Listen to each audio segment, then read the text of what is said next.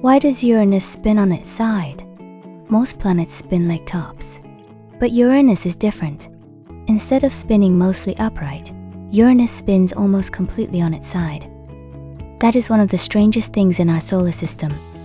The simple answer is this. A very long time ago, something huge may have crashed into Uranus. Scientists think Uranus may have been hit by a giant object, perhaps about twice the size of Earth, early in the solar system's history. That huge collision could have knocked the planet over. Today, Uranus is tilted by about 98 degrees. That means it is not just leaning a little bit. It is almost lying on its side as it travels around the sun. You can imagine it like a ball rolling around the sun instead of spinning straight up and down. That sideways tilt changes a lot about Uranus. For example, Uranus has very unusual seasons, because the planet is tipped over so far. One pole can point almost directly at the sun for a long time, while the other pole points away. That means parts of Uranus can have very long periods of daylight and very long periods of darkness. One season on Uranus lasts about 21 Earth years, because Uranus takes about 84 Earth years to go around the sun. So Uranus does not have seasons quite like Earth.